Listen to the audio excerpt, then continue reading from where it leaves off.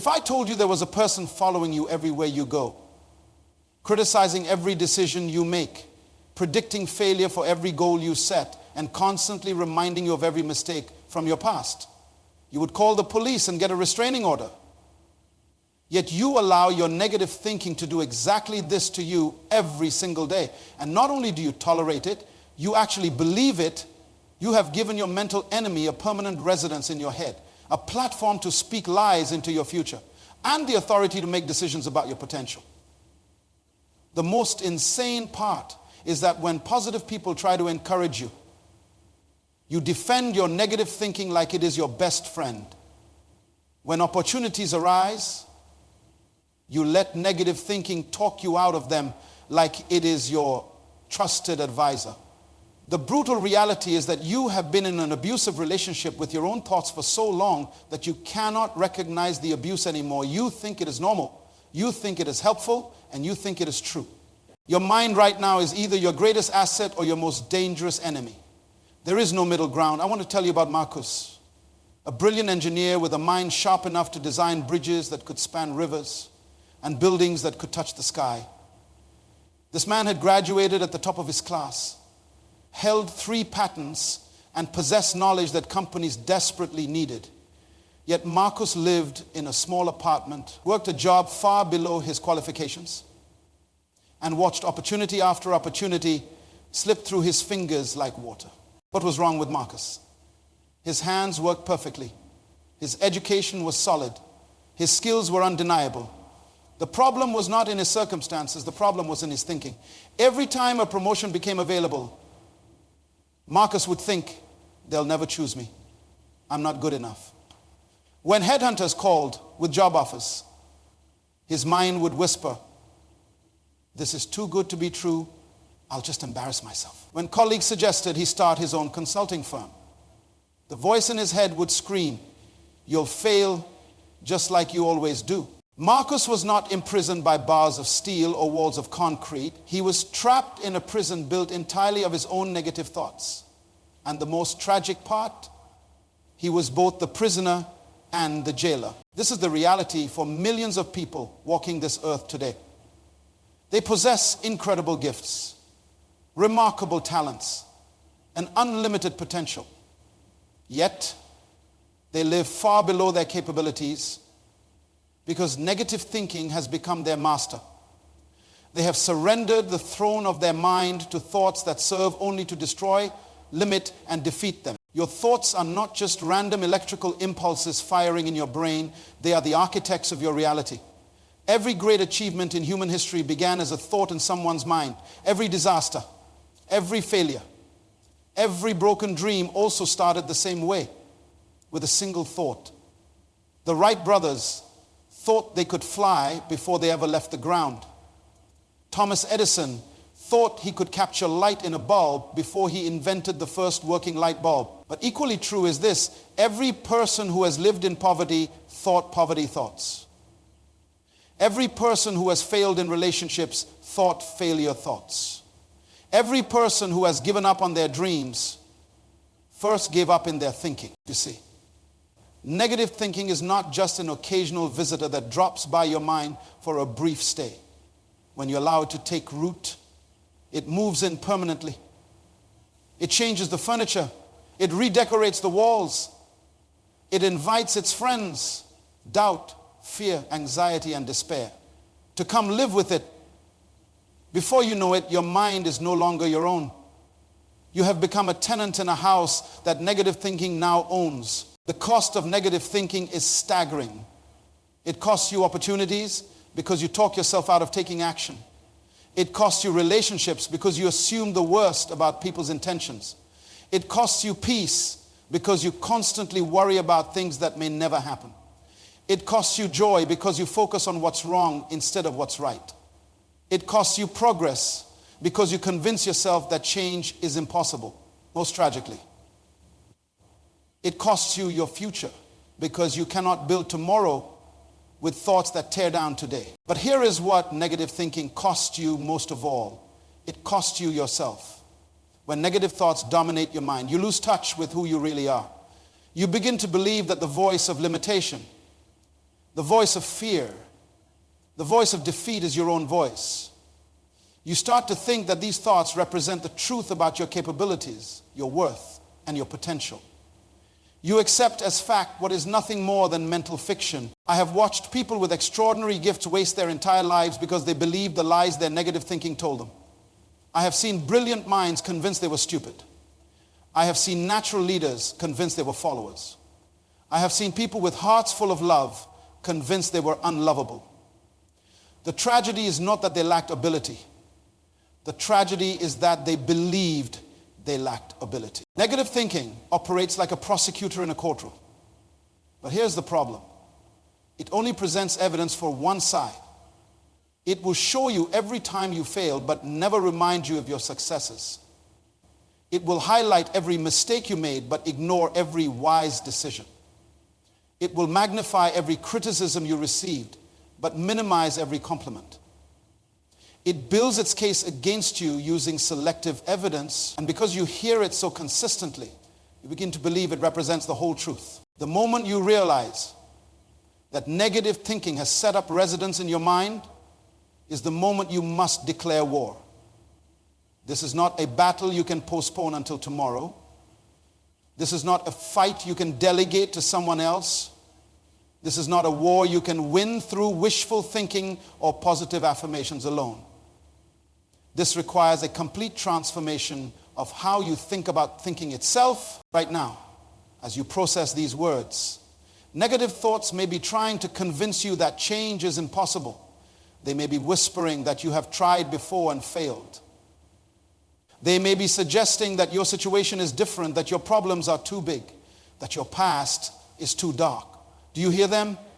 That is the voice of your enemy speaking. That is the voice that has kept you smaller than you were designed to be. But I'm here to tell you that the prison door is not locked. The chains that bind you are not made of steel, they are made of thoughts. And thoughts can be changed. The God that keeps you captive is not stronger than you.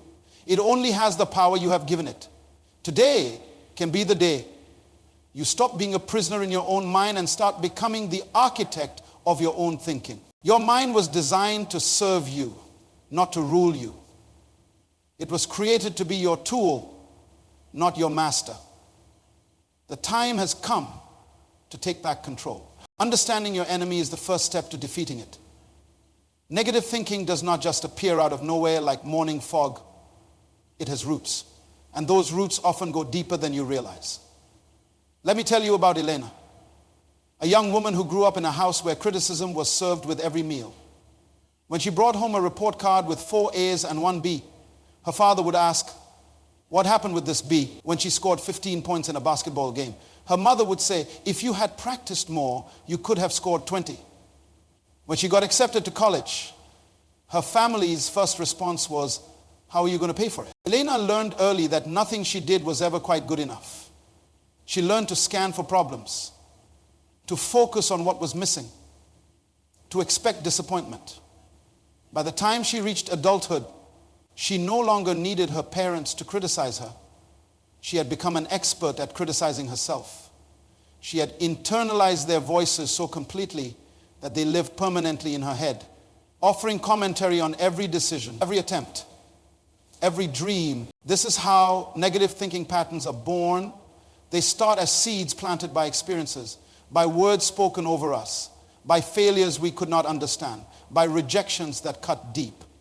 But here is what you must understand. Just because these seeds were planted does not mean they had to grow. Just because someone spoke limitation over your life does not mean you have to live limited. Just because you experienced failure does not mean you have to expect failure. Your brain is the most sophisticated computer ever created, but like any computer, it operates on programming. Every time you think a negative thought, you are writing code. Every time you repeat that negative thought, you are strengthening that code. Every time you act on that negative thought, you are executing that program. Over time, these thoughts create what scientists call neural pathways. Actual physical paths in your brain that make certain thoughts easier to think. Think of it like this. The first time you walk through a field of tall grass, you have to push through every blade, fight for every step. But if you walk that same path every day, Eventually you create a clear trail. The grass stops growing there. The path becomes easy to follow. Your thoughts work the same way. The more you think negative thoughts, the easier those thoughts become to think. They become your default setting, your automatic response, your mental habit. This is why negative thinking feels so natural to some people.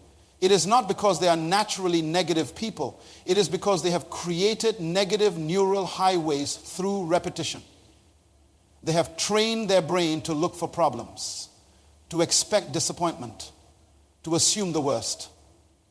They have practiced negative thinking so much that it has become their mental specialty. But here is where negative thinking becomes truly dangerous. It multiplies. One negative thought rarely travels alone. When you think, I always mess things up, that thought invites its friends. Nobody believes in me. Things never work out for me. I should just quit trying. Before you know it, one small negative thought has become a full negative conversation in your head. You are no longer having one bad thought. You are hosting a negative thinking convention. The multiplication happens because your mind seeks to be consistent. When you accept one negative thought as true, your brain immediately begins looking for evidence to support that thought. It searches your memory for every time you failed, every time you were rejected, every time things did not work out. It ignores the contradictory evidence, your successes, your growth, your victories, because they do not fit the narrative that negative thought is trying to build. Your mind also projects negative thoughts into the future. It takes past failures and uses them to predict future failures. It takes current challenges and magnifies them into future disasters. It takes small setbacks and transforms them into permanent defeats. This is how negative thinking steals your tomorrow while you are still living today. The most insidious part of negative thought patterns is that they present themselves as truth. They do not announce themselves as lies or distortions. They speak with the authority of fact. They say, you know this is true because look at your track record. They say, be realistic, this is just how things are for you. They say, stop dreaming and face reality. They disguise themselves as wisdom when they are actually poison. But reality and negative thinking are not the same thing. Negative thinking is not truth-telling, it is selective storytelling. It cherry picks the worst moments from your past and presents them as the full story of your life. It takes your most difficult circumstances and declares them permanent. It looks at your current situation and pronounces final judgment on your future potential. You must understand that these thought patterns, no matter how strong they feel, no matter how true they seem, no matter how long they have been with you, are not permanent fixtures in your mind. They are habits, and habits can be broken. They are programs, and programs can be rewritten. They are paths, and new paths can be created. The war for your future is fought on the battlefield of your thoughts. And now you know how the enemy operates. The greatest battles in human history have not been fought on foreign soil or distant battlefields. They have been fought in the 6 inches between a person's ears. Right now, at this very moment, there is a war raging in your mind. On one side stand thoughts of possibility, hope, faith, and potential. On the other side march thoughts of limitation, fear, doubt, and defeat. Every single day. These two armies clash, and whichever side wins that day determines the direction of your life. Let me tell you about David, a man who possessed the hands of an artist and the soul of a creator from childhood. David could look at a blank canvas and see masterpieces waiting to be born. He could take ordinary clay and shape it into extraordinary beauty. His teachers called him gifted. His friends called him talented. But David had another voice speaking to him, the voice of his negative thinking. When David finished his first painting, instead of celebrating his achievement, his mind immediately focused on the flaws. Look at that brush stroke, it would whisper.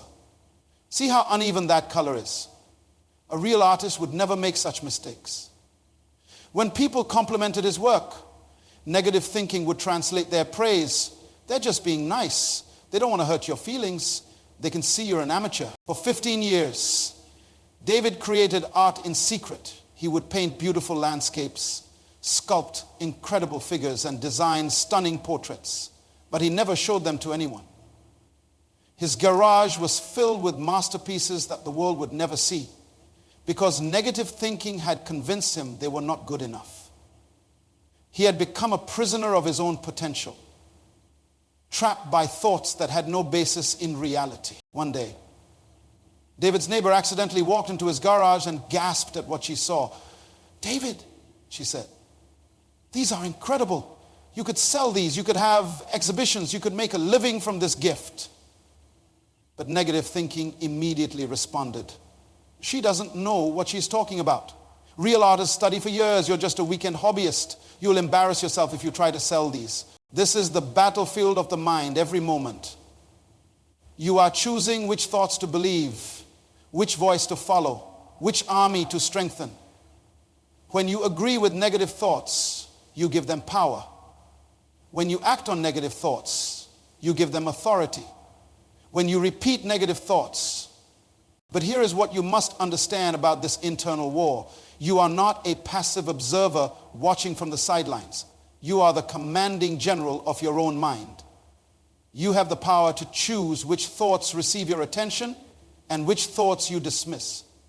You have the authority to decide which voice speaks loudest and which voice gets silenced. The problem is that most people have forgotten they have this power. They have lived so long listening to negative thoughts that they believe they have no choice but to accept them. They think thoughts just happen to them, like weather or traffic. They do not realize that thinking is an active process, not a passive experience. Every thought that enters your mind is asking for permission to stay. You can grant that permission or deny it. You can welcome that thought or reject it. You can feed that thought with attention or starve it with neglect. The choice is always yours, but you must exercise that choice consciously and deliberately. When negative thinking tells you that you cannot succeed, you can choose to think about your past victories instead. When it whispers that you are not good enough, you can choose to remember your unique gifts and talents. When it predicts future failure, you can choose to envision future success. This is not wishful thinking. This is strategic thinking. This is taking control of the battlefield. The war for your mind is not won in a single battle. It is won through consistent daily choices to reject what tears you down and embrace what builds you up. Today, you decide which army wins. Now that you understand the battlefield and recognize your power as the commanding general of your mind, it is time to learn the weapons that will destroy negative thinking once and for all. The first weapon in your arsenal is the replacement principle. You cannot simply remove a negative thought and leave empty space. Nature abhors a vacuum, and your mind will quickly fill that space with another negative thought. You must replace negative thoughts with positive ones immediately and deliberately. When negative thinking says, "You always fail," you must immediately replace it with, "I learn from every experience and grow strong." When it whispers, "Nobody believes in you," you counter with, "I believe in myself, and that is enough to start." When it declares, "This will never work," you respond with, "I will find a way to make this work." This is not about pretending problems do not exist. This is about refusing to let problems define your possibilities. Your second weapon is the question method. Negative thoughts hate questions because questions expose their weakness. When a negative thought appears, interrogate it like a detective questioning a suspect. Ask it, "Where is your evidence? Show me the proof that this is absolutely true. How do you know what will happen in the future? What gives you the authority to speak about my potential?" Most negative thoughts crumble under questioning because they are built on assumptions, not facts. They speak with confidence about things they cannot possibly know. They make predictions about your future based on incomplete information about your past. When you challenge them with questions, they reveal themselves to be the frauds they truly are. Your third weapon is the evidence test. Negative thinking loves to present itself as the voice of reason. but it is actually the voice of selective reasoning. It shows you only the evidence that supports its negative conclusions while hiding all the evidence that contradicts them. When negative thinking tells you that you never succeed at anything, demand a complete review of the evidence. Make it show you every attempt you have made, every goal you have achieved, every obstacle you have overcome, every time you have grown from failure. The evidence test forces negative thinking to present the whole truth, not just the parts that serve its agenda. When you see the complete picture, you realize that negative thinking has been lying to you by omission, showing you only the worst parts of your story while hiding all the chapters where you were the hero. Your fourth weapon is the future vision method. Negative thinking always projects failure into your future, so you must consciously project success into your future. When negative thinking shows you images of defeat, you must create mental movies of victory. When it whispers about all the things that could go wrong, you must speak about all the things that could go right. This is not denial, this is choice. You have the right to choose which version of the future you will feed with your mental energy. You have the power to decide which possibilities you will rehearse in your mind. When you consistently visualize success, you program your subconscious mind to look for opportunities to make that success real. These weapons are not theoretical concepts. They are practical tools that work when you work them. They require practice, consistency, and courage. The first time you use them, they may feel awkward, like learning to write with your opposite hand. But with repetition, they become natural, automatic, powerful. Remember, negative thinking has had years to build its stronghold in your mind. Do not expect to demolish it overnight. But every time you use these weapons, you weaken its foundation. Every battle you win makes the next battle easier. Every negative thought you defeat makes you stronger for the next encounter. The war can be won, but only if you fight. Winning battles against negative thinking is good, but building a mind that is immune to its attacks is better. This requires moving beyond defense to offense, beyond reaction to creation, beyond surviving negative thoughts to thriving with positive ones. The transformation begins with understanding that your mind is like a garden. What grows there depends entirely on what you plant and what you water. Maria discovered this truth in the most painful way possible. 3 years ago, she stood in her empty office, staring at bankruptcy papers while her employees cleared out their desks. Her restaurant business, which had been her dream for 15 years, was closing forever. The banks had called in their loans. The suppliers had stopped delivering. The customers had stopped coming. Everything she had worked for was gone. But the real destruction was not in her bank account. It was in her thinking. Every morning, Maria would wake up and immediately begin the mental replay. You're a failure. You lost everything. You'll never recover from this. Everyone was right about you. You were never cut out for business. You should have listened when they told you to play it safe. For 6 months, Maria lived in this mental prison.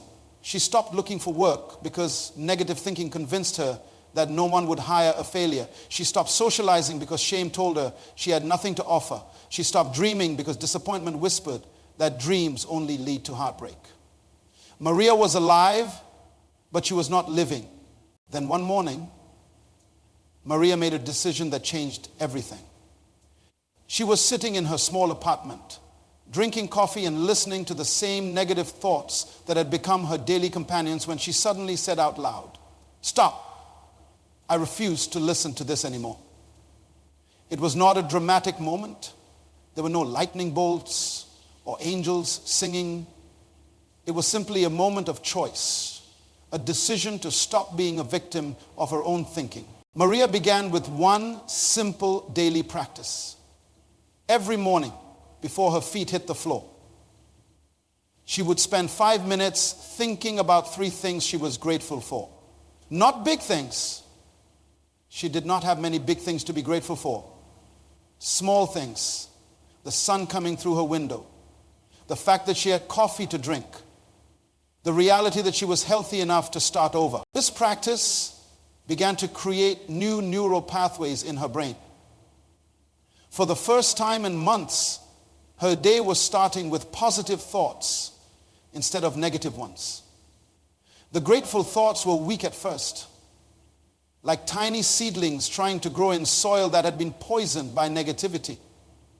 But Maria watered them every day with attention and intention. Next, Maria began questioning every negative thought the moment it appeared. When her mind said, "You'll never succeed again," she would ask, "How do you know that? Show me the evidence that success is impossible for me."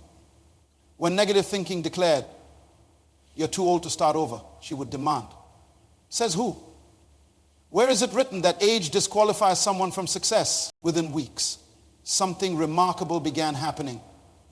The negative thoughts were losing their power. They still showed up, but they no longer dominated her thinking. They spoke, but she no longer automatically believed them. They made their predictions, but she no longer accepted them as fact. 6 months later, Maria had a job managing another restaurant.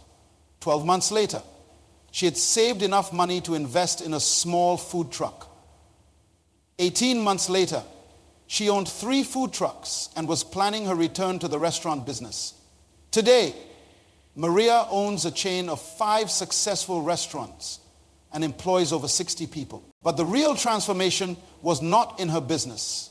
It was in her thinking. Maria had built an unstoppable mindset by practicing daily mental disciplines. She surrounded herself with people who spoke possibility instead of limitation. She read books that fed her mind with success stories instead of failure reports. She listened to voices that called her forward instead of voices that held her back. Most importantly, Maria understood that changing her thinking was not a one-time event, but a lifetime practice. Every day, she had to choose which thoughts to feed and which thoughts to starve. Every morning, she had to decide whether to plant seeds of possibility or weeds of negativity in the garden of her mind. Your moment of decision has arrived. You can continue living as a prisoner of negative thinking, or you can begin today building the unstoppable mindset that will carry you to your destiny. The choice is yours. But the time is now. Your future is waiting for you to think it into existence.